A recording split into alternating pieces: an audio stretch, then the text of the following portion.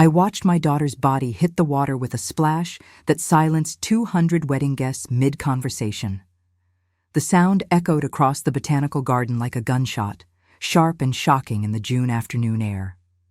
For 3 seconds, nobody moved. The string quartet stopped playing mid-note, their bows hovering above the strings.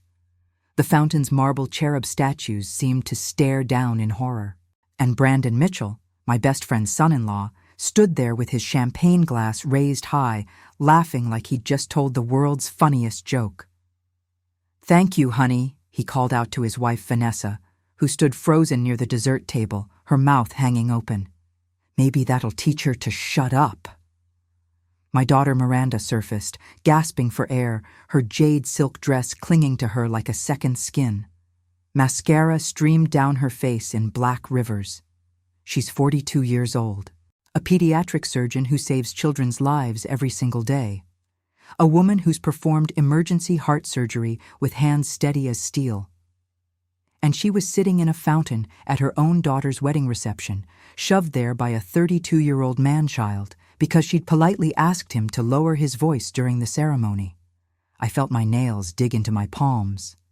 The Cartier champagne flute in my right hand, $400 crystal, began to crack under the pressure of my grip. I watched my granddaughter Sophie, the bride in her beautiful white gown, rush toward her mother with tears streaming down her face. I watched the groom's family exchange horrified glances, mouths open in shock. I watched Patricia, my best friend of 40 years, whisper urgently to her daughter Vanessa while deliberately avoiding my eyes, her face pale as death. And I watched Brandon drain his champagne, smirk at his fraternity brothers who were slapping him on the back, and straighten his boutonniere like he'd just won some kind of trophy. That's when I knew. This wasn't about a joke gone wrong. This wasn't about too much alcohol or wedding stress. This was about a man who thought he was untouchable. A man who believed his wife's family's money and social status would shield him from consequences forever. A man who had just made the catastrophic mistake of humiliating Eleanor Hartford's daughter in front of everyone she knew. I set down my champagne glass on the nearest table with surgical precision. The crystal made a soft click against the white linen, a sound nobody else heard over the chaos. I reached into my Hermes clutch, the navy one with the silver clasp, and pulled out my phone. My hands didn't shake. They never do when I'm truly angry. Fear makes you tremble. Rage makes you steady. I scrolled to a name I hadn't called in 6 months. James Chen, federal prosecutor, former mentee, current weapon. Behind me, I could hear Vanessa crying, guests murmuring in shock, someone helping Miranda climb out of the water. Ahead of me, there was only one crystal-clear thought. Brandon Mitchell had no idea who he'd just humiliated. He had no idea whose daughter he'd just assaulted. And he certainly had no idea that the elegant grandmother in the Chanel suit and pearl earrings had spent 35 years building a commercial real estate empire in a male-dominated industry specifically by destroying men who underestimated her. I pressed dial and walked away from the reception tent, my Louboutins clicking on the stone pathway with the rhythm of a countdown. Each step took me farther from the wreckage of what should have been a perfect day. Each step brought me closer to making sure Brandon Mitchell regretted every single second of his pathetic life. James answered on the second ring. "Eleanor? Everything okay?" "James," I said, my voice calm as glass, "I need you to pull every file you have on Mitchell Development Group, Brandon Mitchell specifically, financial records, business licenses, contractor relationships, building permits, everything." There was a pause. I could almost hear him sitting up straighter. "That's Doug Mitchell's son-in-law. Why? What's going on?" I glanced back toward the reception one last time. Miranda was being wrapped in someone's suit jacket, shivering and humiliated. Brandon was accepting high fives from his friends like he'd scored a touchdown. Patricia was sobbing into a napkin while her daughter tried to comfort her. My granddaughter's wedding, the day that should have been the happiest of her young life, was destroyed. Because, I said quietly, each word precise and deliberate, he just made a very expensive mistake, and I'm about to teach him what happens when you disrespect an iron magnolia. Have you ever watched someone hurt the person you love most in the world and felt that moment where everything just stops? Where the noise fades away and all that's left is absolute clarity about what you're going to do? That's where I was standing. That's the decision I made in 3 seconds flat. Let me back up and tell you how the most beautiful day of my granddaughter's life became the day I decided to dismantle a man, piece by piece. How my best friend of 4 decades chose the wrong side of history, and how one phone call set in motion a chain of events that would destroy Brandon Mitchell's entire world. 6 months before that terrible moment at the fountain, my granddaughter Sophie called me with news that should have been nothing but pure joy. "Grandma!" Her voice came through the phone so loud and excited I had to pull it away from my ear. "Grandma, Marcus proposed. We're getting married!" I screamed. Actually screamed like a teenager, my sophisticated CEO veneer, the one I'd carefully constructed over 35 years of clawing my way through commercial real estate, cracked completely. I jumped up and down in my penthouse kitchen, my silk robe flying around me, the morning coffee I'd been making forgotten on the counter. "When? How? Tell me everything," I demanded, sinking into one of my velvet kitchen chairs, already reaching for a notepad to start making lists. Sophie had been dating Marcus since sophomore year at Northwestern. He was an architect, quiet and thoughtful, with kind eyes and genuine respect for my granddaughter's ambitions. Exactly the type of man who deserved her. The type of man I'd always hoped she'd find. "June wedding," Sophie was saying, her words tumbling over each other. "At the Botanical Gardens. Grandma, will you help plan it? You and Mom and Aunt Patricia?" Patricia. The name made me smile. My best friend of 40 years. We'd met when our daughters were in kindergarten together, bonding over juice boxes and playground politics. We'd survived divorces, hers when her husband left for his dental hygienist, mine through widowhood when my Robert died of a sudden heart attack at 53. We'd built businesses, traveled through Italy and France, held each other through grief that felt like drowning. "Of course, sweetheart," I told Sophie. "All of us together. It's going to be perfect." I had no idea how wrong I was. The planning began beautifully. Every Sunday afternoon, we'd gather at my penthouse, me, Miranda, Patricia, Sophie, and Patricia's daughter, Vanessa. I'd set out tea and pastries from the French bakery down the street, and we'd spread wedding magazines across my mahogany dining table, debating flowers and fonts and what shade of blush was truly romantic, dusty rose. Vanessa had always been sweet, if a bit sheltered. Patricia had protected her fiercely after the divorce, maybe too fiercely. She'd married Brandon Mitchell 3 years earlier in what Patricia kept calling a fairy tale wedding. Brandon's family owned Mitchell Development Group, a mid-sized construction company that had been around for 30 years. New money, but legitimate, or so I thought at the time. The first crack in the perfect picture appeared at Sophie's engagement party in February. It was supposed to be intimate, just family, maybe 20 people total, gathered at Sophie and Marcus's apartment with champagne and hors d'oeuvres. Brandon dominated every conversation from the moment he walked in. He was tall, good-looking in that generic fraternity president way, with carefully styled hair and an expensive watch he kept adjusting to make sure people noticed it. He talked endlessly about deals he was closing, projects he was personally managing at his father-in-law's company, investments he was making.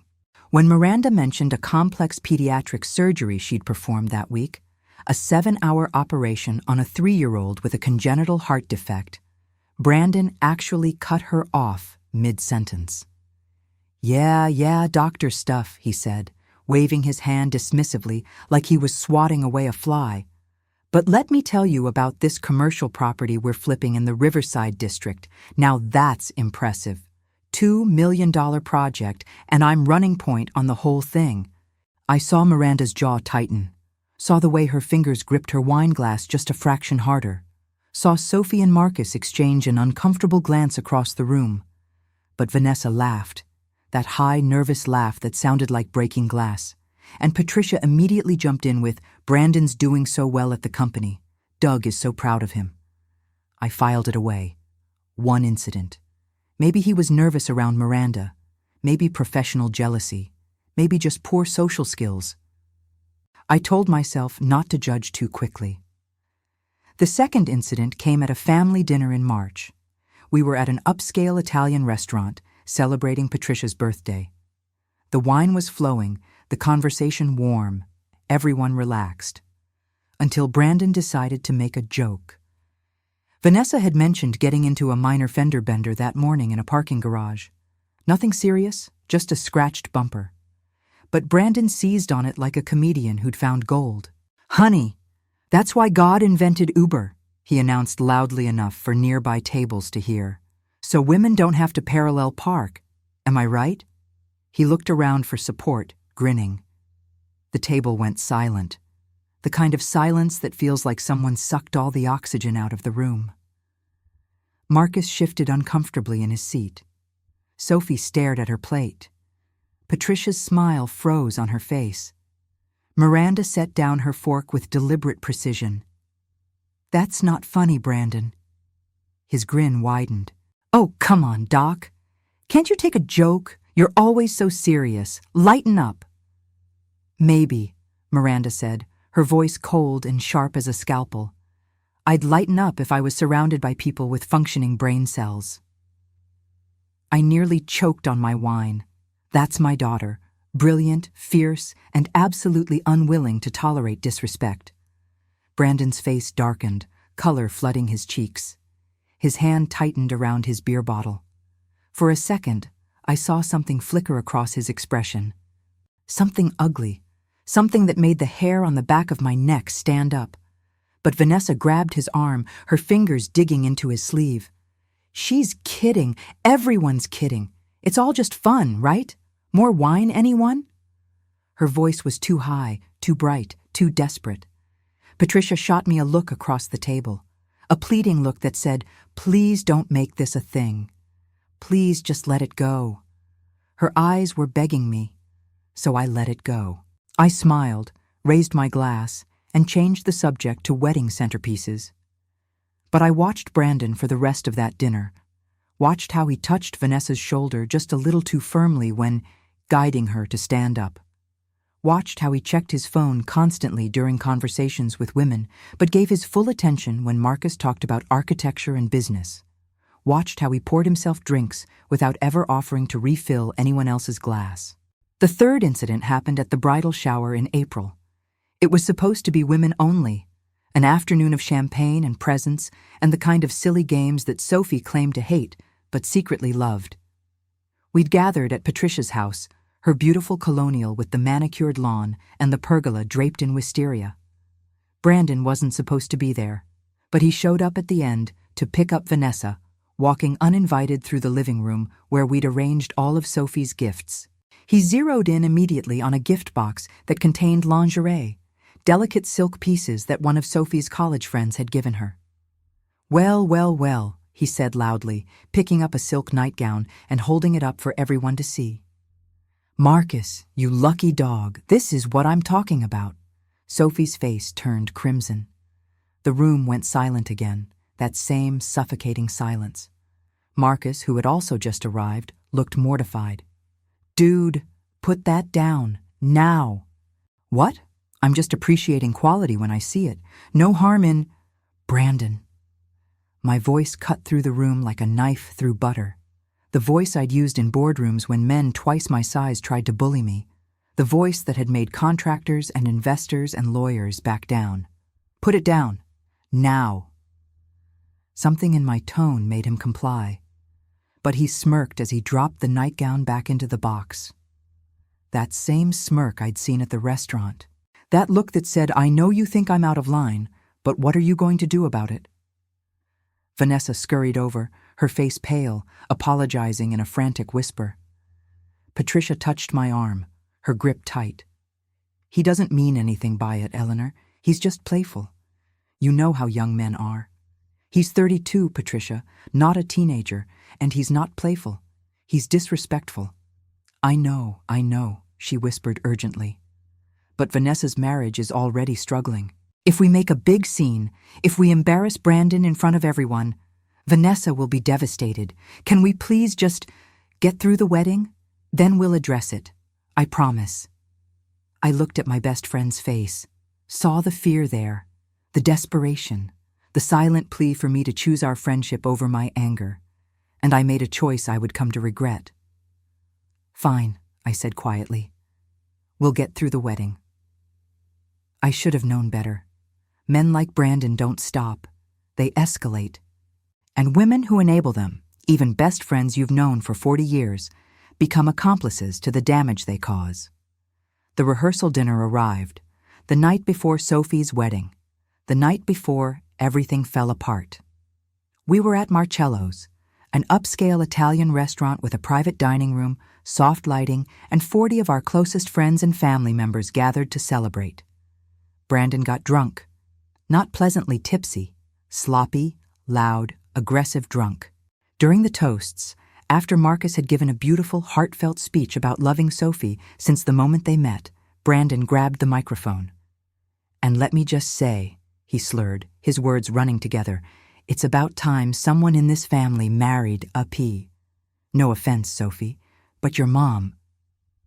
He pointed directly at Miranda with the hand holding his wine glass, red liquid sloshing dangerously close to the rim. Really should have locked down a richer guy the second time around. Doctor money's good, sure, but developer money? That's real money. That's the kind of money that matters. The room didn't just go silent this time. It went dead. I could hear my own heartbeat pounding in my ears. Miranda's face turned to marble, beautiful, cold, completely expressionless in the way she gets when she's absolutely furious. Sophie looked like she might cry. Marcus stood up, taking the microphone firmly. Okay, that's enough. Thanks, Brandon. Let's hear from... But Brandon wasn't finished. As he stumbled back toward his seat, he passed Miranda's chair. And then it happened. The thing I should have stopped. The thing that should have been my breaking point. He knocked his wine glass directly into her lap, full glass of Cabernet Sauvignon all over her cream silk dress. The one she'd bought specifically for this dinner, the one that cost her $300. Oops! He didn't sound sorry. He sounded amused. Actually amused. Butterfingers! My bad, Doc! Miranda stood up, shaking, wine dripping down her dress like blood. Her hands were trembling, Miranda, whose hands never shake, not even during complex surgery. Vanessa rushed over with napkins, apologizing frantically. The restaurant staff appeared with towels. Sophie was crying, and Patricia pulled me aside before I could reach Brandon. Eleanor, please, don't, please. Her voice was desperate, her eyes filled with tears. He's drunk. It was an accident. The wedding is tomorrow. Tomorrow. Can we please just get through tomorrow? Then we'll deal with this. I swear to you, we'll deal with this. But if you make a scene now, if you humiliate him in front of everyone, Vanessa will never forgive me. The wedding will be ruined. Can you please just one more day? I looked at my daughter standing in a bathroom doorway, ruined dress, humiliated expression, trying desperately not to cry at her own daughter's rehearsal dinner. I looked at my granddaughter sobbing on her fiancé's shoulder the night before her wedding. I looked at Brandon, being congratulated by his drunk fraternity friends like he'd done something clever. And I looked at my best friend, begging me to wait one more day. Fine, I said, my voice hollow. One more day. We'll get through tomorrow. I had no idea how catastrophically wrong tomorrow would go.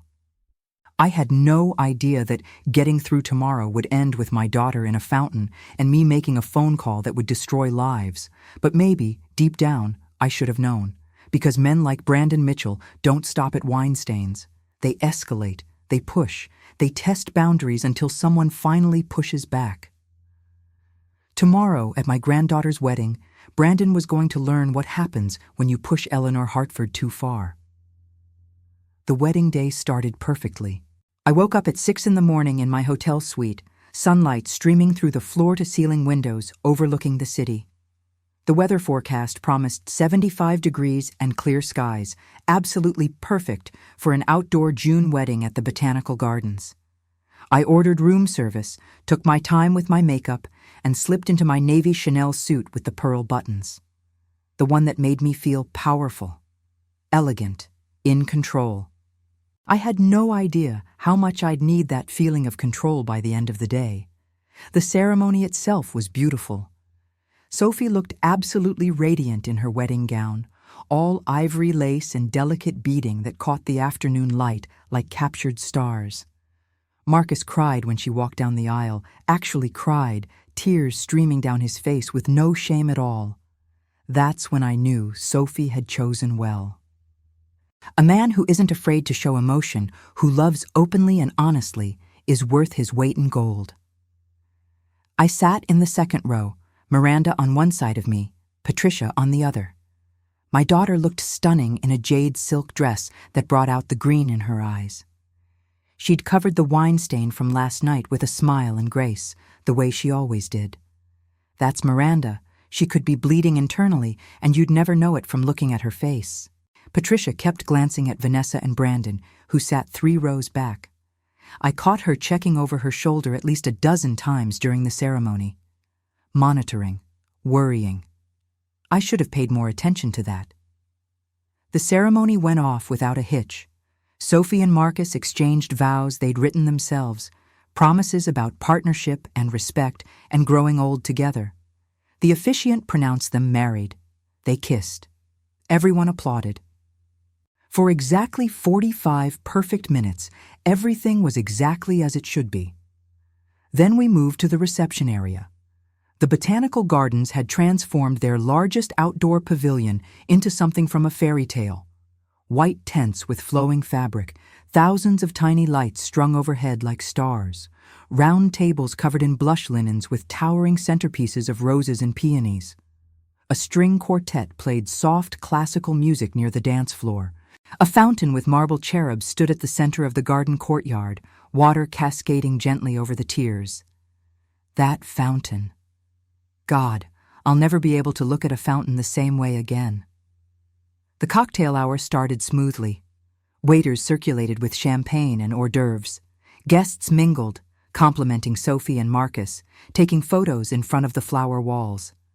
I worked the room the way I always did at events, gracious, poised, making sure everyone felt welcomed and appreciated. But I was watching Brandon. I couldn't help it. After last night, after the wine accident, after 6 months of watching him disrespect women and get away with it, I found myself tracking his movements like a predator watching prey. Or maybe like prey watching a predator. I'm still not sure which. He was drinking, heavily. I watched him down 3 glasses of champagne in the first 20 minutes. His face was getting red, that telltale flush that signaled he was already past tipsy and heading toward drunk. Vanessa hovered near him, her smile tight and nervous, her hand occasionally touching his arm in what looked like a restraining gesture. Patricia noticed me watching. She appeared at my elbow with her own champagne glass, her voice low. He promised me he'd behave today. He swore, Eleanor. How much has he had to drink? I don't know. Vanessa's trying to slow him down. Patricia's hand trembled slightly, making the champagne in her glass ripple. Please don't worry. It's going to be fine. Everything's going to be fine. That's when I should have known. When someone keeps saying everything's going to be fine, it usually means they're terrified that nothing is going to be fine. The receiving line formed. Sophie and Marcus stood near the entrance to the main tent, greeting guests as they entered for dinner. The line moved slowly, everyone wanting their moment with the bride and groom, hugs and congratulations and photos. Brandon and Vanessa were about 10 people behind Miranda and me in line. I could hear his voice carrying over the gentle murmur of conversation and string music. Loud, too loud, telling some story about a bachelor party in Vegas to a group of his fraternity brothers who'd gathered around him like he was holding court. And then the stripper, I'm not even kidding, she actually... Brandon! Vanessa's voice was sharp, cutting through his story. Not here. This is a wedding. Oh, come on, babe. They're adults. They can handle a little... "Brandon, please!" I heard the desperation in her voice, the fear. I glanced at Patricia, who had gone pale, her eyes fixed on her daughter and son-in-law. Her champagne glass was shaking so badly I thought she might drop it. The line moved forward. Miranda and I reached Sophie and Marcus, and I pushed Brandon out of my mind to focus on my granddaughter. She was glowing, absolutely radiant with happiness. We hugged, took photos, laughed about how perfect everything was. For 5 beautiful minutes, I forgot about Brandon Mitchell entirely. Then I heard Miranda's voice behind me, sharp, firm, the voice she uses in the operating room when a nurse isn't following protocol. "Excuse me, could you please lower your voice? People are trying to have conversations." I turned around. Miranda had stepped out of the receiving line and was standing a few feet from Brandon's group. Her posture was straight, professional, controlled. But I could see the tension in her shoulders, the way her hands were clasped in front of her like she was physically restraining herself. Brandon looked at her like she'd just asked him to solve a calculus problem. "What?" "Your voice. You're being disruptive. This is a wedding, not a fraternity house. Please lower your volume." His face changed. In less than a second, I watched his expression shift from confusion to something ugly, something dark.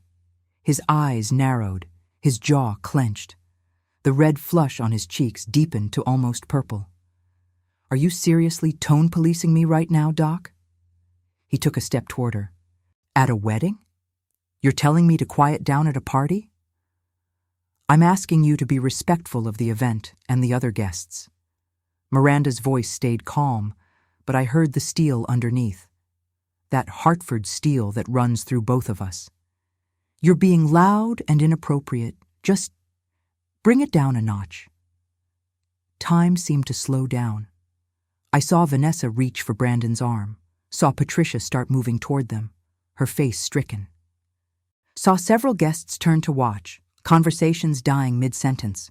Saw Sophie and Marcus notice the commotion, their smiles fading. Brandon shook off Vanessa's hand. He was standing inches from Miranda now, towering over her, using his height to intimidate. I knew that tactic. I'd seen it 1,000 times in boardrooms, men who thought physical size equaled power. "You know what your problem is?" His voice was loud enough now that half the reception area could hear him. "You think because you're a doctor, you're better than everyone else. You think you can tell people what to do, but you're just a bitter divorcee who can't even keep a man." That's when I started moving. Pushing through the crowd, my heart pounding, every instinct screaming at me to get between them. But I was too far away, at least 15 feet and a dozen people between us. Miranda's face went white. "You need to back away from me, right now." "Or what? You'll perform surgery on me?" He laughed, but it was an ugly sound, mean, cruel. "You're pathetic, walking around here like you're something special, but everyone knows—" "Brandon." Marcus was suddenly there, his hand on Brandon's shoulder, his voice firm. The groom, stepping away from his own receiving line to intervene. "That's enough. Step back." "Oh, look, the architect wants to play hero." And then it happened. I don't know if Brandon meant to do it, or if the alcohol made him lose his balance. I'll never know. But he stepped forward, right into Miranda's personal space, and she stepped back, instinctively, defensively, and her heel caught on the edge of the decorative stone surrounding the fountain. She stumbled, just for a second. Not even falling, just losing her balance slightly, reaching out to steady herself, and Brandon shoved her. I saw his hands come up and make contact with her shoulders. Saw him push. Saw Miranda's eyes go wide with shock as she fell backward into the fountain with a splash that seemed to echo across the entire garden. The world stopped. The string quartet's music cut off mid-note.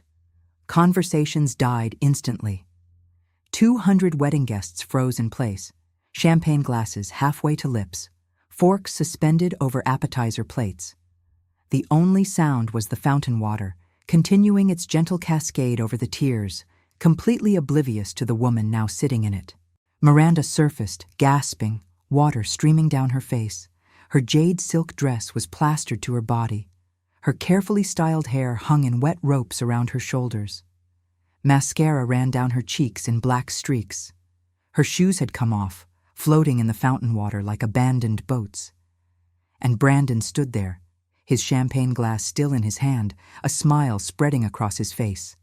Not a smile of embarrassment or apology, a smile of satisfaction, of triumph. "Thank you, honey," he called out to Vanessa, who stood frozen in horror, her hands over her mouth. "Maybe that'll teach her to shut up."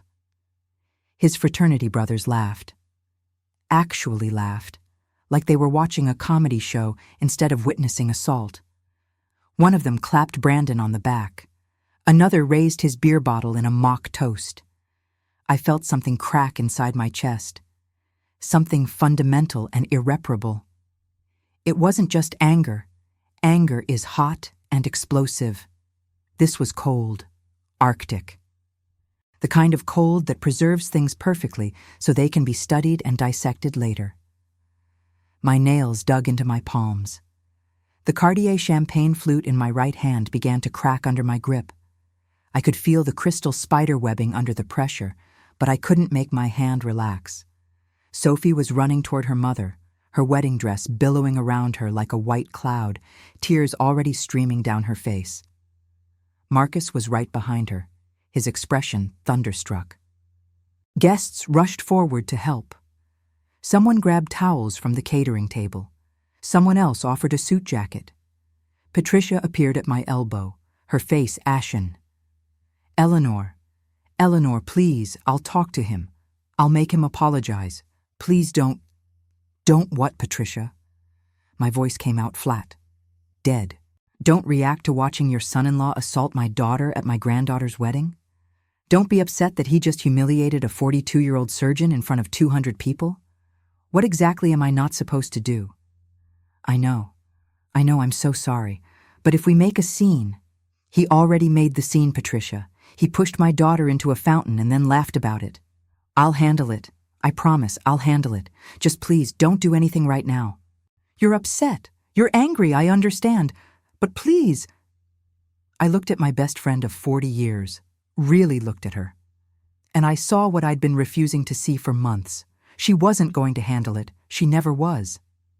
Because handling it would mean admitting that her daughter had married a monster. It would mean admitting that she'd been making excuses for inexcusable behavior. It would mean choosing my daughter over hers. And she'd already made her choice. I set down my champagne glass with deliberate care, reached into my clutch, pulled out my phone. The guests were helping Miranda out of the fountain now, wrapping her in jackets and towels, murmuring sympathy and outrage. Sophie was sobbing. Marcus looked like he wanted to commit murder. Vanessa was crying, trying to pull Brandon away, but he was still standing there, still smirking, still accepting congratulations from his friends like he'd just scored the winning touchdown. I scrolled to James Chen's number, federal prosecutor, former mentee who owed me his entire career, current weapon. I pressed dial and walked away from the reception, my heels clicking on the stone pathway with mechanical precision, each step taking me farther from the wreckage, each step bringing me closer to destroying Brandon Mitchell's entire existence. James answered on the second ring. "Eleanor? Everything okay?" "James," I said, my voice calm as still water before a tsunami. "I need you to pull every file you have on Mitchell Development Group, Brandon Mitchell specifically. Financial records, business licenses, contractor relationships, building permits, tax returns, everything." There was a pause. I could hear him processing, his lawyer brain already spinning up. "That's Doug Mitchell's son-in-law, the construction company. Why? What's this about?" I glanced back toward the reception one last time. Miranda was being led toward the ladies' room, surrounded by concerned friends, her dress dripping water with every step. Sophie was collapsed against Marcus, her perfect wedding day destroyed. Vanessa was begging Brandon to leave, but he was refusing, grabbing another champagne glass from a passing waiter's tray. And Patricia was watching me from across the garden, her face a mask of fear and pleading. silently begging me not to do whatever I was about to do. "Because," I said quietly into the phone, each word dropping like stones into deep water, "he just made a very expensive mistake, and I'm about to teach him what happens when you disrespect an iron magnolia." I hung up before James could respond, stood there for a moment on the pathway, surrounded by the scent of roses and peonies, listening to the gentle splash of that goddamn fountain. Feeling my heartbeat slow down, my breathing even out, my mind shift from emotional to tactical. Brandon Mitchell thought he was untouchable, thought his wife's family's money and his father-in-law's company would shield him from consequences, thought he could assault women at weddings and laugh about it with his fraternity brothers. He had absolutely no idea who he was dealing with. I'd built a $47 million real estate empire by being smarter, more ruthless, and infinitely more patient than every man who'd ever underestimated me. I'd destroyed business rivals who made the mistake of thinking elegant grandmother meant pushover. I'd outlasted, outmaneuvered, and outlived men twice my size who thought they could intimidate me. Brandon Mitchell was about to learn what 3 decades of corporate warfare had taught me. Revenge isn't a hot dish. It's frozen solid, and it's served with surgical precision. I walked back toward the reception, my head high, my expression calm. I caught Miranda's eye as she emerged from the ladies' room in borrowed clothes, her ruined dress in a shopping bag. She looked at me, and I saw the question in her eyes. I gave her the smallest nod, a promise, an assurance that this wouldn't stand, that I was going to handle this. She nodded back. "That's my daughter." She knew exactly what that look meant. The reception continued in awkward, fractured pieces. Some guests tried to pretend nothing had happened, making forced conversation and eating dinner with mechanical movements. Others left early, making excuses about babysitters and early flights. Sophie and Marcus cut their first dance short, both of them fighting tears. The joy had leaked out of the day like air from a punctured balloon. Brandon stayed. Of course he stayed. Kept drinking, kept laughing with his friends, completely oblivious to the fact that his life had just ended. He just didn't know it yet. I stayed too, smiled, chatted, played the gracious grandmother. But inside, I was already 3 steps ahead, planning every move like a chess grandmaster setting up checkmate. By the time I climbed into my car to leave that night, I'd already decided exactly how Brandon Mitchell's world was going to crumble, piece by piece, methodically, completely. He wanted to play games? Fine. But he'd just challenged someone who'd been playing and winning at a much higher level for longer than he'd been alive. And I never, ever lose. James Chen called me back at 7 o'clock the next morning. I was sitting in my penthouse, still in my silk robe, watching the sunrise paint the city skyline in shades of pink and gold. I hadn't slept, not 1 minute. Every time I closed my eyes, I saw Miranda falling backward into that fountain. Saw the water splashing around her. Saw Brandon's satisfied smirk. Saw my granddaughter's wedding day destroyed. So I'd spent the night doing what I do best: research, planning, strategizing. My dining room table was covered in my laptop, legal pads filled with notes, and a timeline I'd started constructing of every incident involving Brandon Mitchell that I could remember. "Eleanor," James said when I answered.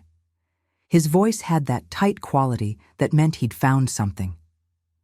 "I spent half the night pulling files. You need to hear this." "I'm listening." Brandon Mitchell is a walking liability. He's got 3 harassment complaints filed against him at Mitchell Development Group over the last 2 years. All buried, all settled with NDAs and cash payments. My hand tightened around my coffee cup. What kind of harassment? 2 from female employees, inappropriate comments, unwanted touching, creating hostile work environment. 1 from a female contractor who says he cornered her in a supply closet and made explicit suggestions about what she'd need to do to keep getting work from the company. James paused. His father-in-law, Doug Mitchell, paid them all off personally. $75,000 to the first woman, $90,000 to the second. $120,000 to the contractor. Nearly $300,000 in hush money for one man in 2 years. There's more, James continued. I pulled his financial records, the ones that are public anyway. Brandon's been living way beyond his means. He makes $90,000 a year as a project manager, but he's got a $400,000 house, 2 luxury cars, country club membership, and credit card debt that would make your eyes water. He's leveraged to the hilt. Where's the money coming from? Doug Mitchell, the father-in-law, is bankrolling his entire lifestyle. Paid the down payment on the house, co-signed on the cars, covers the country club fees. Brandon's essentially living on Doug's dime while pretending to be a successful businessman. I felt something click into place in my mind. A pattern emerging. He's not actually running projects, is he? Hard to say for certain without internal company records, but from what I can see, no. He's got a title and an office, but the actual project managers, the ones whose names appear on permits and inspections, are all other people.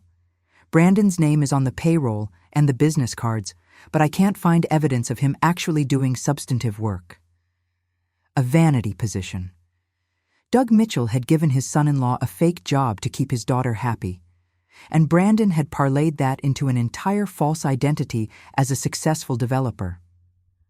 What about criminal record? I asked. Clean. Officially. But I made some calls to contacts in other jurisdictions. James's voice dropped lower. There was an incident in college, University of Michigan, his junior year. A woman at a fraternity party filed a police report claiming Brandon assaulted her. The charges were dropped after her parents received a settlement from Brandon's family. The records were sealed, but people remember. Of course they did. Men like Brandon leave trails. You just have to know where to look. I need everything you can get me, I said. Every complaint, every settlement, every financial record. I want to know where every dollar comes from and where it goes. I want to know who's protecting him and why. I want his entire life mapped out. Eleanor. James's voice carried a warning. What exactly are you planning? I'm planning to make sure he faces consequences for once in his miserable life. Are you going to help me or not? There was a long pause. Then, I'll help. But Eleanor, be careful. Men like Doug Mitchell have lawyers, real lawyers. If you come at Brandon, you come at the whole family. Good, I said coldly. I'm counting on it. I spent the next week becoming an expert on Brandon Mitchell and Mitchell Development Group. I hired a private investigator, a woman named Sarah Reeves, who'd done work for me during several contentious real estate deals. I told her I wanted everything.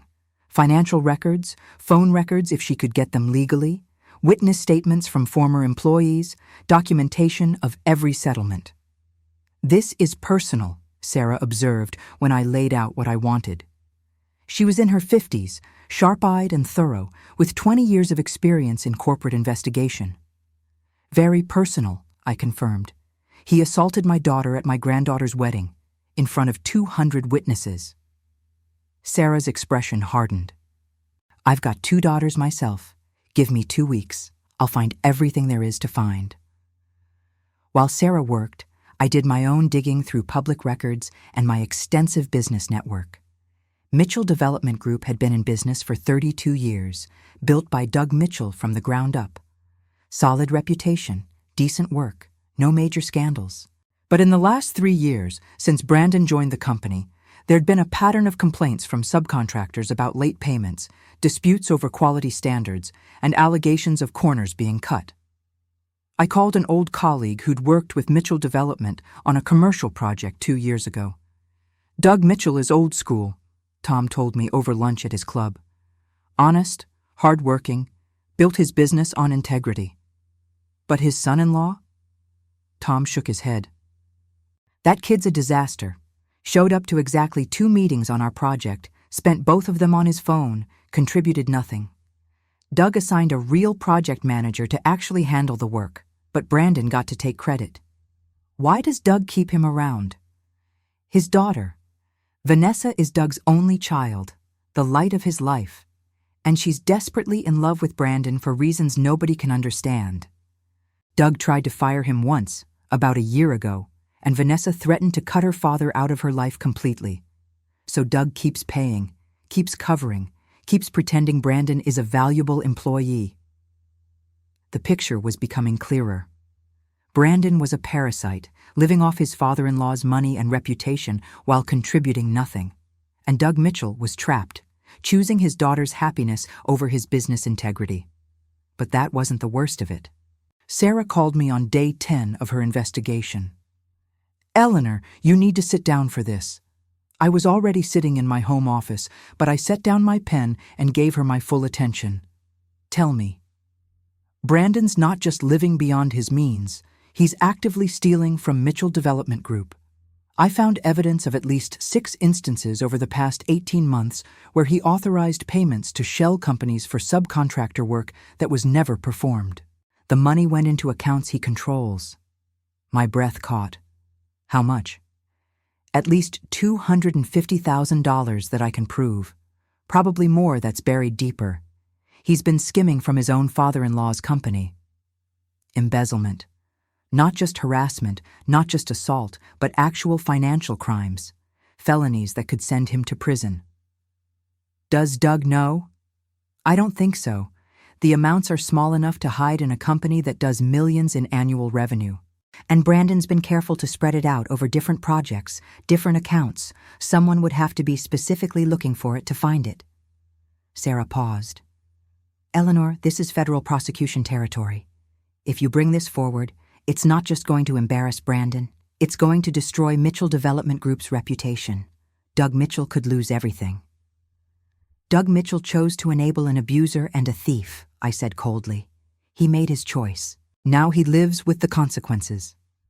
I spent the next 3 days verifying everything Sarah had found, cross-referencing bank records with project reports, building an airtight case. Every document photographed, every transaction traced, every connection mapped. I'd spent 35 years in commercial real estate. I knew how to build an evidence file that would hold up in court. And then I found something that made everything else pale in comparison. I was going through medical records that Sarah had obtained through a contact at a private clinic, legally questionable but technically accessible through public health databases if you knew where to look. Vanessa Mitchell had been to the emergency room 4 times in the past 2 years.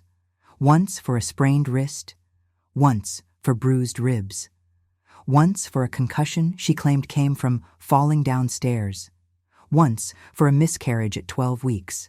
The medical notes were clinical, professional. But I'd read enough, seen enough, known enough victims of domestic violence to recognize the pattern. The carefully neutral language the doctors used, the injuries that didn't quite match the explanations, the way Vanessa had refused to file police reports each time. Brandon wasn't just an embezzler and a harasser. He was beating his wife. I sat in my office for a long time after reading those records, feeling something shift in my chest. This wasn't just about revenge for Miranda anymore. This was about stopping someone who was genuinely dangerous, someone who hurt women systematically, repeatedly, and got away with it because his father-in-law kept writing checks to make the problems disappear. I called Patricia. It was the first time we'd spoken since the wedding. She answered on the 5th ring, her voice cautious. "Eleanor, we need to talk, in person, today." "I don't think that's a good—" "Patricia, I know about Vanessa's hospital visits. All 4 of them. We need to talk. Now." Silence. Long, heavy silence. Then quietly. "My house, 2 o'clock. Patricia's colonial looked the same as always. Perfectly manicured lawn, wisteria on the pergola, flower boxes overflowing with impatience. But when she opened the door, she looked like she'd aged 10 years in the week since the wedding. Dark circles under her eyes, hair pulled back in a messy ponytail instead of her usual careful style. No makeup. We sat in her living room, the same room where we'd held Sophie's bridal shower 3 months ago. The same room where Brandon had inappropriately held up lingerie while I'd bitten my tongue and tried to keep the peace. "You know," Patricia said. It wasn't a question. I know he's hitting her. I know she's been to the hospital 4 times. I know about the miscarriage. I leaned forward. Patricia, how long have you known? She looked at her hands. Since the first time. The sprained wrist. Vanessa called me crying at 2 a.m, begging me to meet her at the hospital. She made me promise not to tell anyone. Said it was an accident, that Brandon had grabbed her wrist during an argument and didn't realize his own strength. And you believed that? I wanted to believe it. Her voice broke. She's my daughter, Eleanor. My only child. And she loves him. God help me, she actually loves him. She says he's under a lot of pressure at work, that he drinks too much sometimes, that he's trying to get better. She says it's not his fault. It's absolutely his fault, and you've been helping him get away with it. Patricia's head snapped up, tears streaming down her face. What was I supposed to do? Force her to leave him? She's an adult. I can't make her choices for her. Every time I suggested she leave, she cut me off for weeks. After the concussion, I tried to get her to file a police report, and she didn't speak to me for 2 months. 2 months, Eleanor. So yes, I stopped pushing. I decided it was better to stay close to her, to be there when she needed me, than to alienate her completely. You stayed close so you could watch him hurt her and do nothing? That's not fair. Fair? I stood up, my voice rising despite my best efforts to stay calm. Fair. Patricia, he assaulted my daughter at a wedding. He's been harassing women at work for years. He's stealing from his father-in-law. He's beating his wife. And you've known about at least some of this, and you've done nothing except beg me to keep quiet and not make waves. I was trying to protect Vanessa. You were protecting him. Every time you made excuses, every time you paid off another victim, every time you asked me to let it go, you were protecting an abuser. And you're still doing it. Patricia collapsed back into her chair, sobbing. What do you want me to do? Tell me, Eleanor. What am I supposed to do? I sat back down, forcing my voice to steady. I'm taking everything I've found to the federal prosecutor. The embezzlement, the harassment, the settlements. Brandon's going to be charged with federal crimes. He's going to prison. Patricia's face went white. If you do that, Vanessa will never forgive me. She'll think I helped you. She'll cut me out of her life. Then you tell her the truth. You tell her that her husband is an abuser and a criminal. You tell her that you love her too much to watch him destroy her. You help her leave him before he kills her, Patricia, because that's where this is heading. You know it is. I can't. She won't listen to me. Then I'll tell her myself. I left Patricia's house with my evidence file and a sick feeling in my stomach. 40 years of friendship, fractured beyond repair. But I couldn't regret it. Not when staying silent meant more women would get hurt. James Chen met me at his office downtown that evening. I laid out everything I had, the harassment complaints, the financial records showing embezzlement, the pattern of violence against Vanessa, the assault on Miranda with 200 witnesses. He studied the documents for over an hour, making notes, asking questions, cross-referencing dates and amounts. Finally, he looked up at me. This is enough for multiple felony charges. Wire fraud, embezzlement, assault. If even half of this holds up in court, Brandon Mitchell is looking at 5 to 10 years in federal prison. Make it happen. Eleanor, you understand what this means. This isn't just Brandon. Doug Mitchell will be implicated. The company will be investigated. There will be a scandal that destroys their family's reputation. Good, I said. Maybe it'll save Vanessa's life. James nodded slowly. I'll present this to my boss tomorrow. We'll open a formal investigation. But Eleanor, once this starts, there's no stopping it. Are you absolutely certain? I thought about Miranda's face as she sat in that fountain. About Sophie's destroyed wedding day. About 3 women who'd been harassed and paid off. About Vanessa's broken bones and lost baby. About the pattern of violence and entitlement that had been enabled for years by people who chose comfort over courage. I'm certain, I said. Burn it all down. James started making calls before I even left his office. Within 48 hours, Federal investigators were reviewing the evidence. Within a week, they'd obtained warrants for Brandon's financial records, his phone, his computer. Brandon had no idea. He was still living his life, going to work, coming home to the wife he beat, drinking with his fraternity brothers, still thinking he was untouchable. But the walls were closing in, slowly, methodically, invisibly, and I was the one who'd started them moving. The call came 3 weeks after I'd handed everything to James Chen. I was in a client meeting, ironically reviewing plans for a new commercial development, when my phone buzzed with a text. James, FBI executing search warrants at Mitchell Development Group right now. It's happening. I excused myself, walked calmly to the ladies' room, and stood there for a full minute just breathing, feeling the weight of what I'd set in motion, feeling the satisfaction of watching the dominoes finally start to fall. By the time I got back to my penthouse, the news was already spreading. My phone was ringing off the hook. Business associates who'd worked with Mitchell Development, friends who'd been at the wedding and put 2 and 2 together, and finally, inevitably, Patricia. I didn't answer. Not yet. I needed to be ready for that conversation, and I wasn't.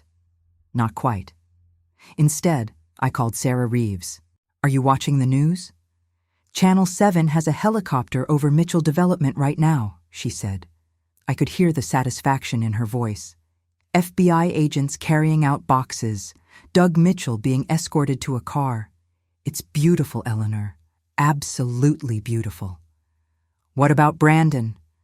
No sign of him yet, but they'll get him, probably waiting until they've secured all the evidence before they bring him in. I turned on my television and watched. The aerial footage showed exactly what Sarah had described. Federal agents in windbreakers with FBI printed on the back, moving in and out of the Mitchell Development offices. News reporters speculating about what kind of investigation would warrant this level of federal response. Doug Mitchell, looking 20 years older than the last time I'd seen him, being helped into an unmarked car. My phone rang again. Miranda this time. I answered. Mom. Her voice was shaking. Mom, are you seeing this? I'm seeing it. Is this because of what happened at the wedding? This is because Brandon Mitchell is a criminal who's been protected for too long. The wedding was just the final straw. There was a long pause, then quietly, thank you. Those 2 words, from my daughter. The woman who'd been humiliated, assaulted, and then told by everyone around her to just let it go. The woman who'd sat in a fountain while her attacker laughed and faced no consequences. You don't need to thank me, I said, my voice thick. I should have done this the first time he disrespected you. You did it when it mattered. That's what counts. We talked for a few more minutes, and I could hear the relief in her voice, the sense that maybe, finally, someone was being held accountable, that maybe her humiliation hadn't been for nothing. After we hung up, I poured myself a glass of wine and sat by my windows, watching the sun set over the city, waiting, because I knew what was coming next. Patricia called at 8:30 that evening. How could you? No greeting, no preamble, just those 3 words, delivered with more venom than I'd ever heard from her in 40 years of friendship. How could you do this to us?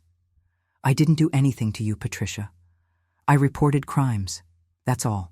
You destroyed my family. The FBI raided Doug's office. They're talking about criminal charges. Vanessa is hysterical. And you sit there and pretend you just reported crimes like some kind of concerned citizen? Your son-in-law has been embezzling from Doug's company for 2 years. He's been harassing and assaulting women. He's been beating Vanessa. What exactly did you expect me to do? Keep quiet and let him keep hurting people? You should have come to me first. You should have given us a chance to handle this privately. I gave you dozens of chances, Patricia. Every time I raised concerns about Brandon's behavior, you asked me to let it go. Every time he did something inappropriate, you made excuses. You had years to handle this privately, and all you did was enable him. He's getting help. Vanessa told me he started therapy. He's cutting back on drinking. He's trying to change. I laughed, actually laughed, cold and bitter. How many times has he started therapy, Patricia? How many times has he promised to change? And how many more women need to get hurt while you wait for him to suddenly become a decent human being? You don't understand what it's like. You don't know what it's like to watch your daughter love someone who isn't good for her and be completely powerless to stop it. You're right. I don't know what that's like. Because if Miranda had married someone like Brandon, I would have helped her leave him before he put her in the hospital for the 4th time. Silence. Long, horrible silence. Then, very quietly, "We've been friends for 40 years, Eleanor." I know. And you're willing to throw that away? For this? Patricia, he assaulted my daughter at my granddaughter's wedding. He's been stealing money and hurting women for years. This isn't me throwing away our friendship.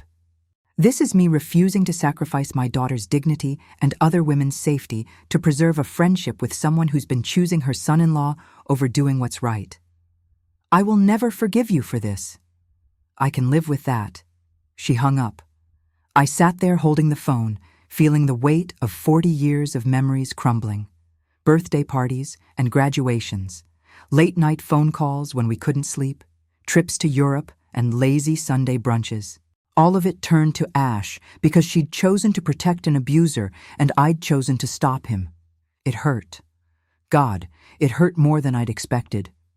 But I didn't regret it. Not for 1 second. The news broke wide the next morning. Federal charges filed against Brandon Mitchell. Wire fraud, embezzlement, assault. Doug Mitchell named as a person of interest in the investigation, though not yet charged. The story made regional news. Local construction company raided by FBI in embezzlement scheme. I went to work like normal, attended meetings, reviewed contracts. But every few hours I'd check my phone for updates. Sarah kept me informed of developments. Brandon had been arrested at his home at 6 a.m., refused to answer questions without his lawyer. Posted bail within hours thanks to Doug Mitchell's money. Was already claiming he was being set up, framed by business rivals. He's going to fight this, Sarah told me. His lawyer is already talking about how this is a witch hunt, how the charges are politically motivated, how Brandon is being targeted because of his father-in-law's success. Let him fight. The evidence is solid. Eleanor, you need to be prepared. This is going to get ugly. Brandon's lawyer is going to come after everyone involved. That includes you. He'll paint you as a vindictive woman with a grudge, using your connections to destroy an innocent man. I'm not afraid of his lawyer. I know you're not. But I need you to understand what you're walking into. Character assassination, allegations that you manipulated evidence, possibly even lawsuits for defamation or malicious prosecution. They're going to try to destroy your reputation to save his. I thought about that. About my name being dragged through mud. About being portrayed as some bitter, vengeful woman who couldn't let go of a grudge. About the possibility that despite everything, Brandon might somehow escape justice. And I realized I didn't care. Not even a little bit. Let them come, I said.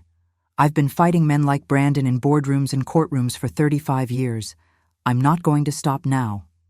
The confrontation I'd been planning finally arrived 2 days later. I'd orchestrated it carefully, timing it for maximum impact. I invited Vanessa to lunch. Just the two of us.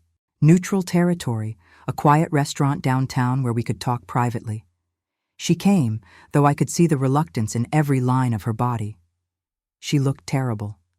Thinner than I'd ever seen her, dark circles under her eyes, her hands shaking slightly as she sat down across from me. "I'm surprised you agreed to meet me," I said gently. "My mother told me not to. Said you'd just try to turn me against Brandon." Vanessa's voice was flat, emotionless. "But I wanted to hear it from you. I wanted to hear you explain why you're trying to destroy my husband." "I'm not trying to destroy him, Vanessa. I'm trying to hold him accountable for crimes he committed. He didn't do anything. The FBI is wrong. They're targeting him because of some vendetta. Because someone at his company had it out for him." "Vanessa." I reached across the table, but she pulled her hands back. "I know about the hospital visits. All 4 of them. Her face went white. I fell down the stairs.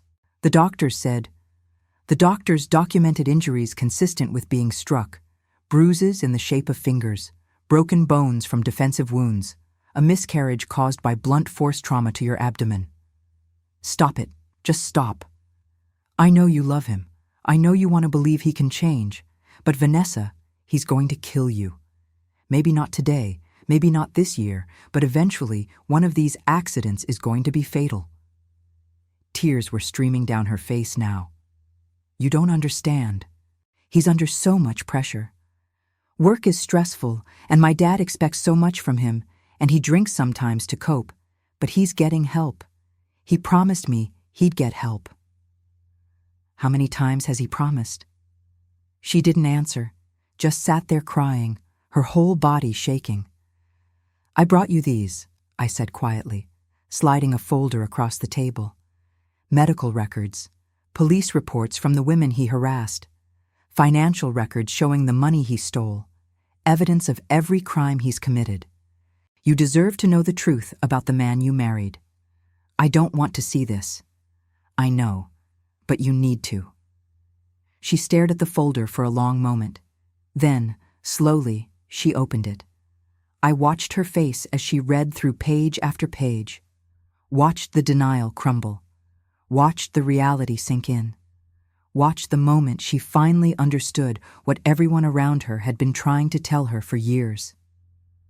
When she finished, she closed the folder with shaking hands. What do you want me to do?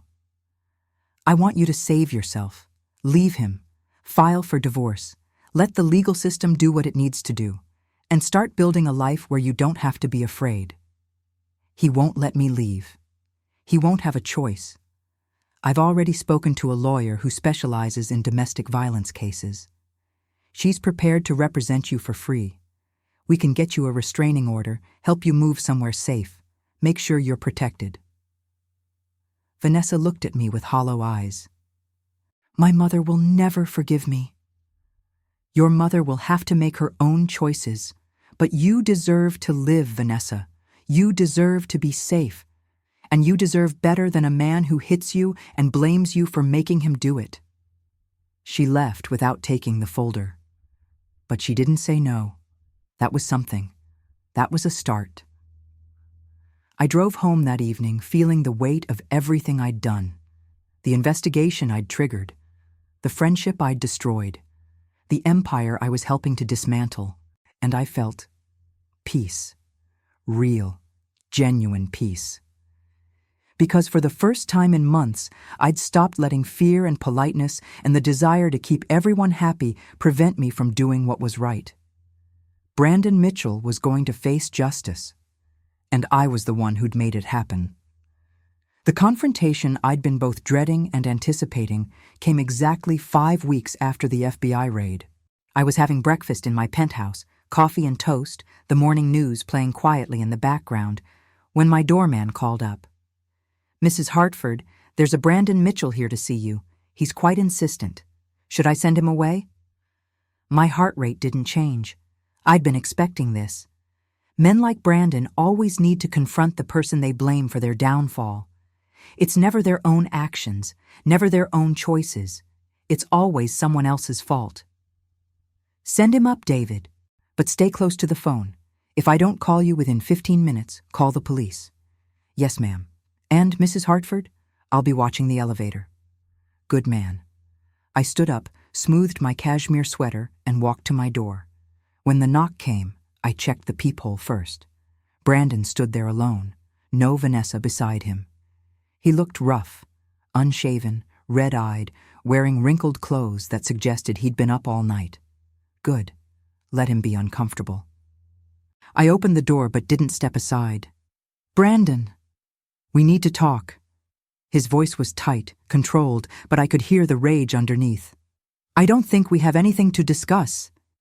You destroyed my life. I think that warrants a fucking conversation. The control slipped. There was the real Brandon, the one who pushed women into fountains and beat his wife. I didn't destroy your life. You did that yourself when you decided to embezzle money, assault women, and beat your wife. I just made sure there were consequences for it. His face flushed dark red. You had no right. No right to go digging through my private business, to twist everything around to make me look like some kind of monster. I made mistakes, sure, but you've blown this completely out of proportion because you're a bitter old woman who can't stand to see a young man succeed. I actually smiled. I couldn't help it. Is that what you think? That this is about jealousy? Brandon, I have more money than you'll make in 10 lifetimes. I built an empire you couldn't even comprehend. This isn't about your success. This is about justice for every woman you've hurt. Justice? He laughed, sharp and ugly. You assaulted my daughter at her own daughter's wedding in front of 200 people. You humiliated her. You pushed her into a fountain and then laughed about it like it was a joke. What did you think was going to happen? She provoked me. She was being a bitch, telling me to quiet down like she's my mother or something. I just gave her a little push to knock her off her high horse. You assaulted her. And that little push is on video from at least 6 different phones. The prosecutor has all of them.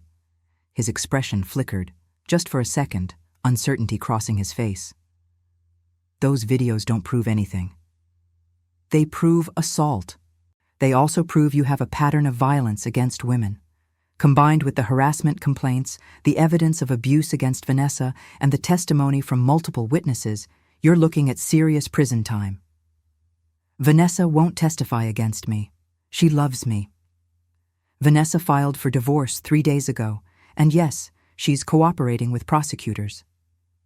That hit him like a physical blow. I watched the color drain from his face, watched his hands clench into fists at his sides. Watched him process the fact that his wife, his punching bag, his escape route, his meal ticket, had finally left him. You turned her against me. You poisoned her mind with your lies and your manipulation. We were fine until you stuck your nose into our marriage. You put her in the hospital 4 times, Brandon. You caused her to miscarry your child because you punched her in the stomach. You were not fine. That's a lie. She fell. She's clumsy. She's always been clumsy. She fell down the stairs. The medical records don't match your story. The injuries are consistent with being struck repeatedly. The doctors documented everything. He took a step toward me, and I saw David, my doorman, move into view at the end of the hallway. Brandon saw him too and stopped, his jaw working. You think you're so smart, he said, his voice dropping to something cold and mean. You think you've won. But my lawyer is going to tear your case apart. We're going to prove you manipulated evidence, that you used your money and connections to frame me. We're going to show everyone that you're just a vindictive bitch with a grudge. Go ahead, try. But Brandon, I spent 35 years in commercial real estate. I've been threatened by men twice your size with 10 times your resources. I've been called every name you can imagine. And I'm still standing while they're all gone. You're not special. You're not intimidating. You're just another mediocre man who thought he could get away with hurting women because Daddy's money would protect him. His control snapped. You fucking... He lunged forward and I didn't move, didn't flinch, didn't step back. Just stood there, meeting his eyes, daring him to do it. David was already moving down the hallway, phone in hand. Security cameras were recording everything. Brandon froze inches from me, his fists raised, breathing hard. And in that moment, I saw the realization cross his face. He'd just threatened a 68-year-old woman in a building with security cameras in front of a witness while on bail for assault charges. That's what I thought, I said quietly. You're only brave when you're hitting women who can't fight back. But when someone stands up to you, when someone actually has the power to hold you accountable, you're nothing but a coward. He dropped his hands, stepping back. His face was twisted with rage and humiliation. This isn't over. Yes, it is. Your trial starts in 6 weeks. The prosecutor has 17 witnesses, 6 videos, and a paper trail of your crimes going back 3 years. You're going to prison, Brandon, and when you get out, if you get out, you're going to be a convicted felon with no job, no wife, no future. That's what happens when you underestimate the wrong woman. He stood there for another long moment, trembling with fury, looking for something cutting to say. But there was nothing, because we both knew I was right. "Get out of my building," I said. "If you come back, I'll have you arrested for violating the restraining order I filed this morning." His eyes widened. "What restraining order?" "The one that says you can't come within 500 feet of me, my daughter, or my granddaughter. Which you violated about 10 minutes ago when you entered this building, so you have about 30 seconds to leave before I call the police and have you hauled back to jail. Your choice." He left, practically ran to the elevator, his face purple with rage. David stayed with me until the elevator doors closed, until we could see on the security monitor that Brandon had exited the building and gotten into his car. "Are you all right, Mrs. Hartford?" David asked. "I'm fine. Thank you for watching out for me. That man is dangerous. I know, but he's also desperate, and desperate men make mistakes." I went back inside and called James Chen, told him about Brandon's visit, about the threats, about the attempted assault that David had witnessed. James sighed heavily. "I'll notify his bail supervisor. This is a violation. He could go back into custody pending trial." "Good. He's escalating. He's dangerous." "Eleanor, I need you to be careful. Men like Brandon, when they're cornered, they do unpredictable things. Promise me you'll vary your routine, stay in public places, keep people around you." "I promise." But I wasn't afraid. Maybe I should have been, but I wasn't, because I'd spent my entire adult life dealing with dangerous men who thought they could intimidate me. Brandon Mitchell was just one more name on a very long list. The next confrontation came 2 days later, and this one I hadn't anticipated. Doug Mitchell showed up at my office. My assistant buzzed me. "Mrs. Hartford, there's a Douglas Mitchell here to see you. He doesn't have an appointment, but he says it's urgent." I considered turning him away, but curiosity won out. "Send him in." Doug Mitchell was 72 years old, a self-made man who'd built his construction company from nothing. I'd always respected him, even liked him in the casual way you like people you do business with occasionally. But when he walked into my office that afternoon, he looked like he'd aged 20 years in the 5 weeks since the FBI raid. "Eleanor." He sat down heavily in the chair across from my desk without being invited. "We need to talk about what you've done to my family." "What I've done?" "Doug, your son-in-law has been embezzling from your company for 2 years. He's been harassing employees, beating his wife, and committing fraud. What exactly do you think I've done except bring it to light?" "You've destroyed everything I built. The FBI has frozen my accounts, seized my records, put my business under investigation. I've got projects stalled, clients pulling out, 30 years of reputation gone because of Brandon's stupidity and your vendetta." "This isn't a vendetta. This is accountability. You could have come to me." His voice rose, desperate and angry. "You could have told me what Brandon was doing, given me a chance to handle it privately. Instead, you went straight to the feds and blew up my entire life.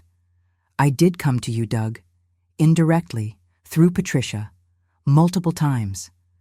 And what happened? You paid off the harassment victims. You covered up the assaults. You gave Brandon a job he wasn't qualified for and looked the way while he stole from you. You had chances to handle this privately, and you chose to protect him instead." He slumped in his chair, suddenly looking every one of his 72 years. "He's my daughter's husband. Vanessa loves him. What was I supposed to do? Destroy her marriage? Break her heart?" "You were supposed to protect your employees from harassment. You were supposed to protect your daughter from an abuser. You were supposed to run your business with integrity instead of letting Brandon turn it into his personal piggy bank. You made your choices, Doug. Now you're living with the consequences. Vanessa has left him. Did you know that? Filed for divorce. She's devastated, completely broken. And my wife," his voice cracked, "my wife can barely look at me because she blames me for not seeing what Brandon was, for bringing him into the family, for enabling him." I felt a flicker of sympathy, but I pushed it down. "Your wife is right to blame you. You did enable him. You chose keeping the peace over doing what was right. And what about you, Eleanor? You chose revenge over friendship. Patricia won't speak to me, won't take my calls. Our families are destroyed because you couldn't let go of what happened at the wedding. This started long before the wedding. The wedding was just the moment I stopped being polite and started demanding justice. Justice? He laughed bitterly. You want to know about justice? The prosecutor offered Brandon a plea deal. 8 years in federal prison if he pleads guilty to the embezzlement and assault charges. 8 years. He's 32 years old. His life is over. Good. Maybe in 8 years he'll have learned that actions have consequences. Maybe he'll think twice before putting his hands on another woman. Doug stood up, his hands shaking. I came here hoping you'd talk to the prosecutor, ask them to reduce the charges, show some mercy. No. Eleanor, please. I'm begging you. Brandon is family. Vanessa may have left him, but he's a criminal. He's an abuser. He's a thief.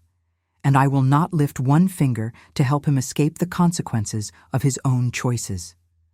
I stood up too, meeting Doug's eyes across my desk. You want to be angry at someone? Be angry at Brandon for committing crimes. Be angry at yourself for covering them up. But don't come into my office and ask me to show mercy to a man who showed none to the women he hurt. He left without another word. I watched him go, feeling the weight of what I'd done settle more heavily on my shoulders. Doug Mitchell wasn't a bad man. He'd just made bad choices, driven by love for his daughter and a misguided belief that money could solve problems that required moral courage. But I couldn't feel too sorry for him. He'd had years to do the right thing, years to stop Brandon, years to protect the people working for him and the daughter Brandon was abusing. He'd chosen differently. Now he was paying the price. The trial began 6 weeks later, exactly as scheduled. I sat in the courtroom gallery every single day. So did Miranda. So did 3 of the women Brandon had harassed at Mitchell Development. So did Vanessa, pale and thin, but finally free. The prosecution's case was airtight. They presented the videos of Brandon pushing Miranda into the fountain. 6 different angles, all showing clear assault. They presented testimony from the harassment victims. They presented financial records showing the embezzlement scheme in detail. They presented Vanessa's medical records, along with her quiet, devastating testimony about years of abuse. Brandon's lawyer tried, he really did, tried to paint Brandon as a young man under pressure, struggling with alcohol, making mistakes, but not deserving of prison. Tried to suggest the harassment was consensual, flirtation misunderstood. Tried to claim the embezzlement was poor bookkeeping rather than deliberate fraud. The jury didn't buy it. Not for 1 second. I watched Brandon's face as the verdict was read. Guilty on all counts. Wire fraud, embezzlement, assault, witness tampering for the threats he'd made when he came to my penthouse. 15 years in federal prison. With the plea deal rejected, the judge had gone for the maximum sentence, citing Brandon's complete lack of remorse and his pattern of escalating violence. Brandon's face went white. He turned to look at the gallery, his eyes finding me in the crowd. And for just a moment, I saw it, the realization that he'd finally, truly faced consequences for his actions, that all the money and connections and excuses in the world hadn't saved him. I didn't smile, didn't gloat, just met his eyes with calm, steady certainty. This was justice, finally. As they led him away in handcuffs, Vanessa started crying. Not for Brandon. She was past crying for him. But for the life she'd thought she'd have, the future she'd believed in, the man she'd loved who'd never actually existed. I went to her, put my arm around her shoulders. She leaned into me, this young woman I'd known since she was a child, and whispered, "Thank you. Thank you for saving my life." And that's when I knew. All of it. The destroyed friendship with Patricia, the confrontations, the months of investigation and stress, all of it had been worth it. Because Vanessa was alive. The women Brandon had harassed could see their abuser held accountable. Miranda had seen justice for her assault, and Brandon Mitchell finally, was exactly where he belonged. Outside the courthouse, reporters swarmed us, asking questions, shoving microphones in our faces. I made one brief statement. Today, justice was served for every woman who's ever been told to stay quiet, to not make waves, to accept abuse because confronting it might be uncomfortable. Today, we proved that no one is above accountability. And today, we sent a message that protecting abusers, whether out of love, loyalty, or fear, only enables more abuse. I hope this verdict gives courage to every person trapped in a situation like this. You deserve safety. You deserve justice. And you deserve people in your life who will fight for you. That night, alone in my penthouse, I poured myself a glass of wine and stood by my windows watching the city lights. My phone had been ringing all day, reporters, old friends, business associates. But I'd turned it off, needed the silence.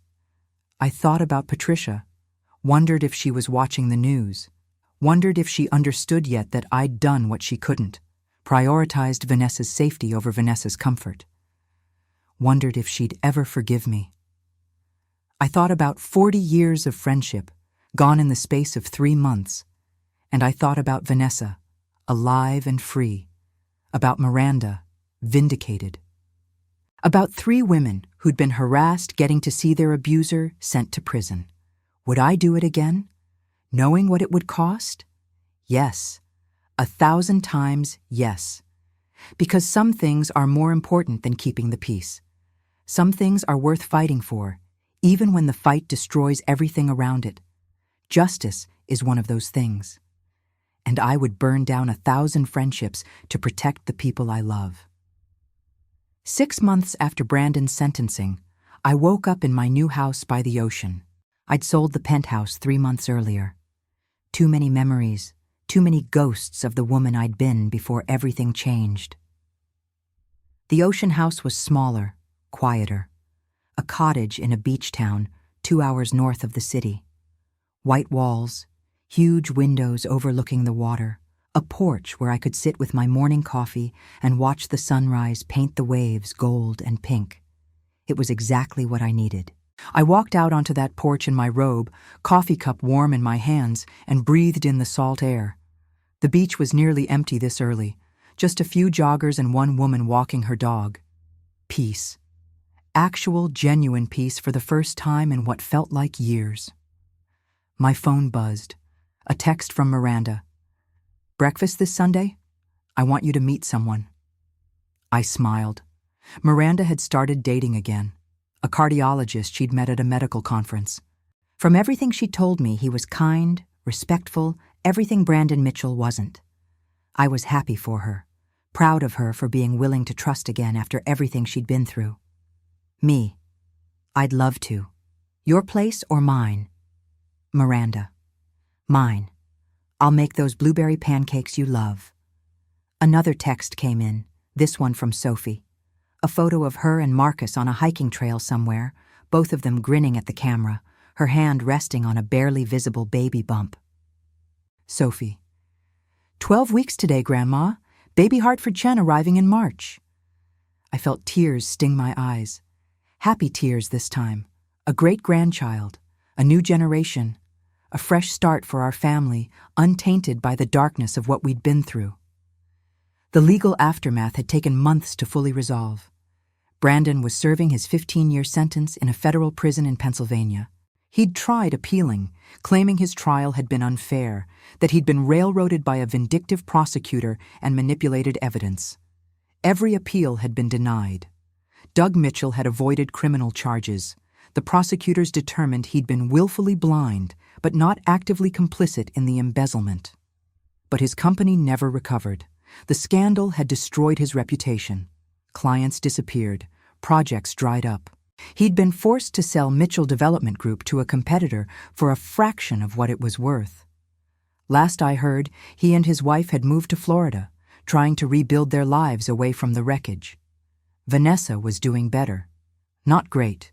Recovery from years of abuse doesn't happen overnight. But better. She'd moved into her own apartment, started therapy, gotten a job at an art gallery. I'd had lunch with her a few weeks ago, and for the first time since I'd known her, she'd seemed solid, grounded, like she was finally learning who she was without someone telling her. "I'm thinking about going back to school," she'd told me over salad and iced tea. "Maybe studying art therapy, helping other women who've been through what I went through." "I think you'd be excellent at that," I'd said. And I'd meant it. She'd asked about her mother. I'd told her the truth. Patricia and I hadn't spoken since the trial.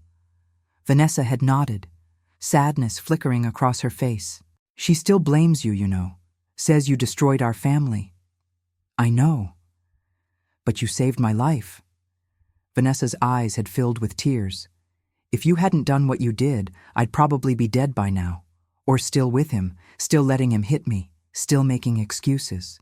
So I don't care what my mother thinks. Thank you, Eleanor.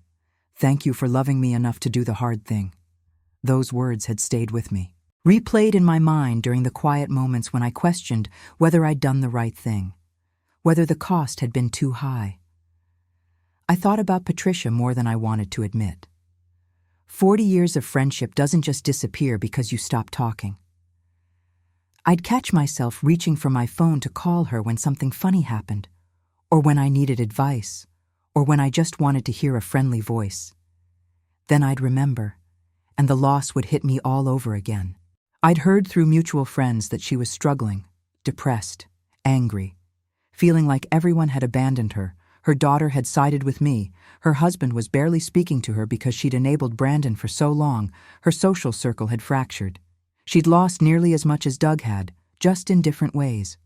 Part of me felt sorry for her. Part of me wanted to reach out, to try to rebuild what we'd had. But I couldn't, because Patricia still didn't understand what she'd done wrong. Still saw herself as a mother trying to protect her daughter rather than an enabler protecting an abuser. Still blamed me for destroying her family instead of recognizing that Brandon had done that all by himself. Maybe someday she'd understand. Maybe someday she'd call me and we'd find a way back to each other. But I wasn't holding my breath. Some bridges once burned can't be rebuilt. I finished my coffee and went inside to get dressed. I had a video call scheduled with a women's shelter in the city. I'd been funding their operations anonymously for years, but after everything with Brandon, I'd decided to get more directly involved. They wanted to discuss expanding their legal aid program to help abuse victims navigate the criminal justice system. It felt right. Taking the pain and anger and devastation of the past year and channeling it into something that might help other women. Making sure that Vanessa's story, Miranda's humiliation, the harassment victim's suffering, making sure none of it was for nothing. Later that afternoon, I walked on the beach. The sand was warm under my bare feet, the ocean breeze lifting my hair. I found myself thinking about the woman I'd been a year ago. The woman who'd prioritized politeness over justice. Who'd bitten her tongue and kept the peace, even when keeping the peace meant enabling abuse. I didn't miss her. That woman who'd watched Brandon disrespect women for months and convinced herself it wasn't her place to intervene. Who'd valued a 40-year friendship more than protecting victims. Who'd been so afraid of making waves that she'd almost let a dangerous man continue hurting people unchecked. The woman I was now, harder, lonelier, but infinitely more certain of her convictions, was better, stronger, more aligned with the values I claimed to hold. I'd paid a price for that transformation. Friendship, comfort, the easy path. But I'd gained something more valuable, the knowledge that when it mattered most, when everything was on the line, I'd chosen courage over comfort. I'd chosen right over easy, and I'd do it again in a heartbeat. My phone rang. An unknown number. I almost didn't answer, but something made me pick up. "Eleanor?" The voice was tentative, shaky. "Patricia." My heart lurched. "Patricia!" I don't know why I'm calling. I told myself I wouldn't, but I've been sitting here looking at photos from Sophie's wedding and Her voice broke. "I miss you. I miss my friend. And I know I don't have the right to miss you after everything I said, after how I treated you. But I do." I sat down on a piece of driftwood, watching the waves crash against the shore. "I miss you too." Vanessa told me what you've been doing. The women's shelter, the legal aid program. She said you're trying to make sure what happened to her doesn't happen to other women. I am. I should have done that. Years ago, I should have protected her instead of protecting him. She was crying now, really crying. You were right, Eleanor, about all of it. I was so desperate to keep my daughter's marriage intact that I enabled a monster, and I've lost everything because of it.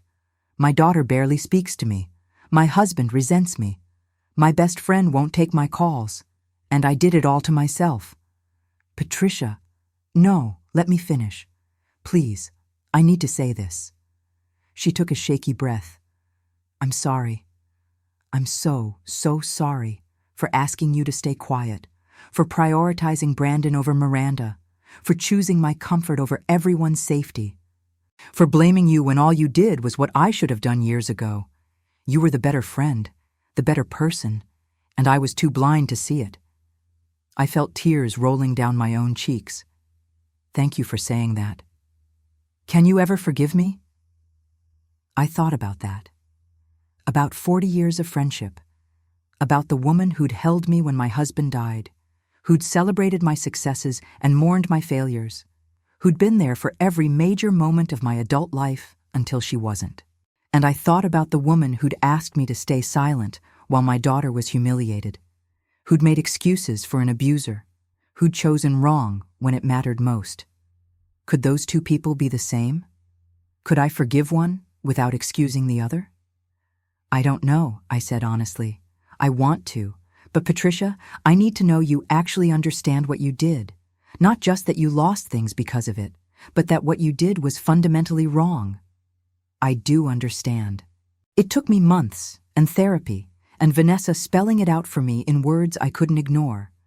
But I understand now. I enabled abuse. I prioritized my daughter's feelings over her safety. I asked you to sacrifice your daughter's dignity to protect mine, and I have to live with that for the rest of my life. Then maybe, I said slowly, we can find a way forward, not back to what we were. That's gone. But maybe something new, something built on honesty instead of politeness. I'd like that, she whispered. Even if it takes years, even if we never get back what we had, I'd like to try. We talked for another hour, about everything and nothing, about the wreckage and the rebuilding, about Vanessa's recovery and Miranda's new relationship and Sophie's pregnancy, about the shelter I was funding and the therapy Patricia was in. When we finally hung up, I felt lighter, not healed. Healing would take time, but lighter. Like maybe eventually something good could grow from all this destruction. I walked back to my cottage as the sun started to set, painting the sky in brilliant oranges and purples. Stood on my porch, watching the day end and thinking about beginnings. A new great-grandchild on the way.